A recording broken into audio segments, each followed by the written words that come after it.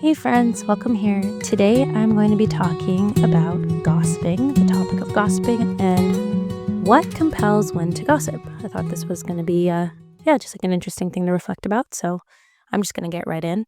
I think we can all agree that gossiping is wrong, and yet it's really subtle and elusive. And I think a lot of people have a low standard as to what they think gossiping is. Because it's just easy to justify talking about someone poorly, especially if you feel like what you're saying is true. And it's just like a very common way to have conversation, it seems like.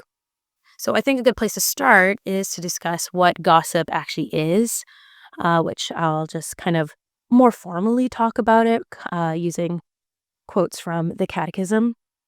And so, where I think gossip stems from and way to think about things, so gossiping isn't something you're tempted to do. So, first, I'll kind of do more of like a formal sort of going through just like the words and definitions. And then I kind of want to just like get down to like the nitty gritty, like the real as to why I think we gossip and kind of the intentions behind that. Because, yes, it's helpful to go through these sort of quotes and read what the church says about gossip, but I think it's helpful to kind of play it out on the real stage of like, how does this actually go down typically?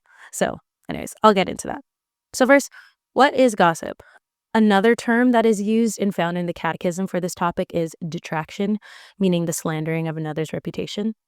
And so the Council of Trent says this: but to understand well the nature of this sin of detraction, we must know that reputation is injured not only by culminating the character, but also by exaggerating the faults of others. He who gives publicity to the secret sin of any man in an unnecessary place or time, or before persons who have no right to know, is also rightly regarded as a detractor, an evil speaker, if his revelation seriously injures the other's reputation.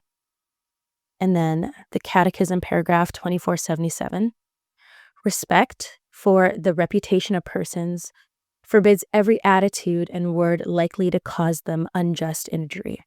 He becomes guilty of rash judgment if he assumes as true without sufficient foundation the moral fault of a neighbor. He becomes guilty of detraction, who, without objectively valid reason, discloses another's faults and failings to persons who did not know them. He becomes guilty of calumny, who, by remarks contrary to the truth, harms the reputation of others and gives occasion for false judgments concerning them. And he becomes guilty, to avoid rash judgment, everyone should be careful to interpret insofar as possible his neighbor's thoughts, words, and deeds in a favorable way. And then a couple of scripture quotes here just to reflect and think about when it comes to gossiping.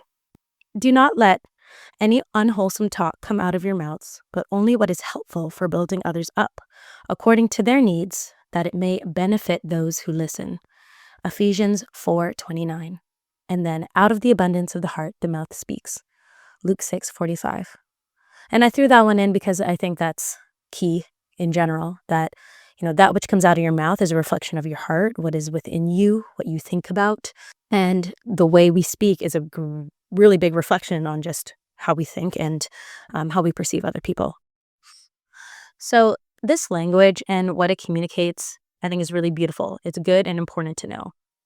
But I think it's important to play this out in like a very concrete, like layman's level, because it's easy to kind of hide behind these lofty words and phrases and kind of skip over like the real of like what is actually going on here, because it's easy to maybe justify and say to yourself, well, I'm not doing those things, like these kind of big, like these bigger terms for what I'm doing. It's like, it's a lot more innocent than that. And I think that's not true. I think a lot of us tend to do these larger, like the definition of what is gossiping and detraction. I think a lot of us can fall into that and do that.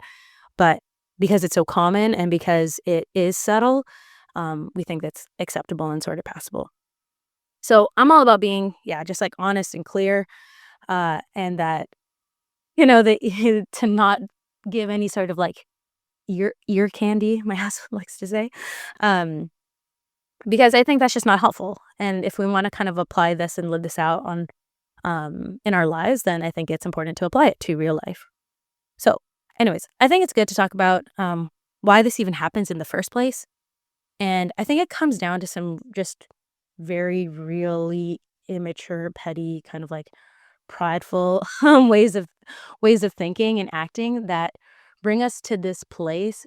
So, just to start this conversation, I think from my experience and observations, talking about other people in a negative manner stems from one basic thing: that you disapprove or disagree with someone's words, actions, or choices.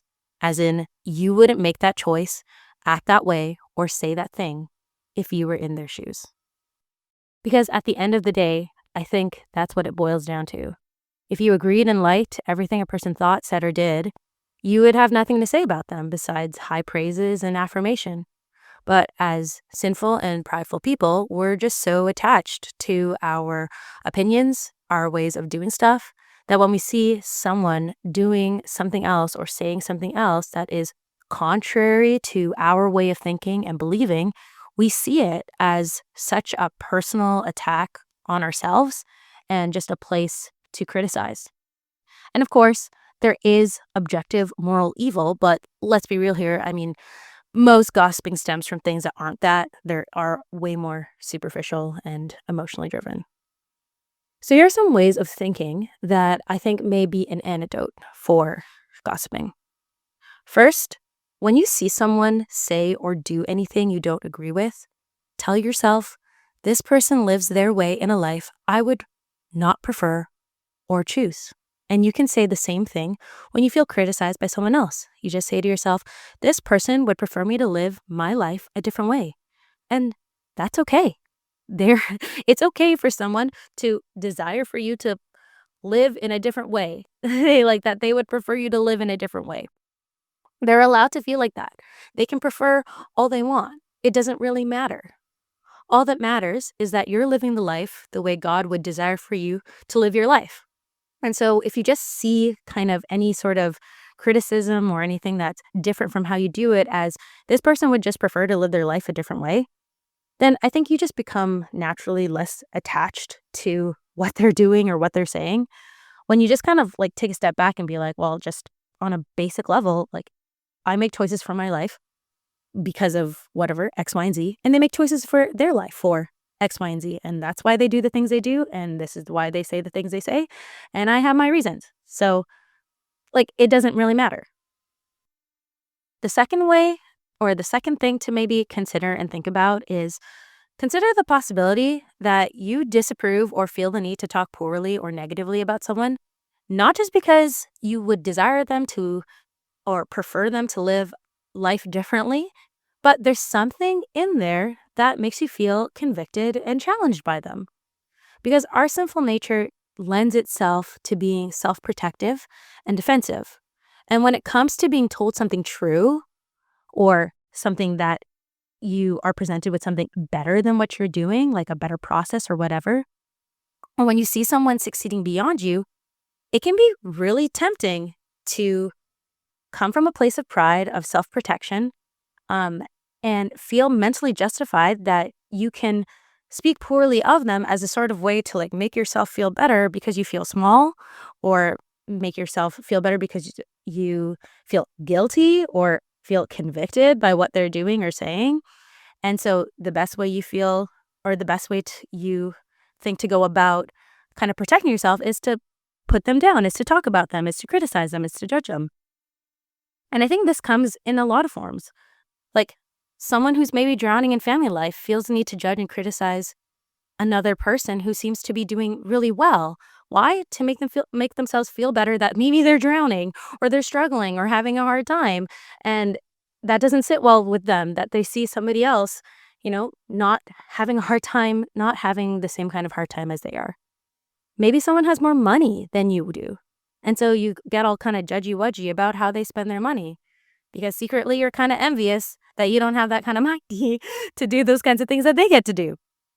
Maybe it's someone's marriage that is thriving and healthy and good, and you're tempted to talk about them or talk of them like they idolize their spouse just because your marriage doesn't look that way, or it's not like that, and you would like it to be like that. And the way to make yourself feel better about it is to talk poorly about those whose marriages don't look like that. So I don't think we should underestimate our own jealousy, envy, or pettiness to be a big player as to why we might tend to gossip. And the third way of thinking is that you don't owe anyone, and no one owes you to tell you why they do the thing they do, why they say the thing they say, what choices they make. It makes sense for you to know why if it affects you on like a logistical or practical manner.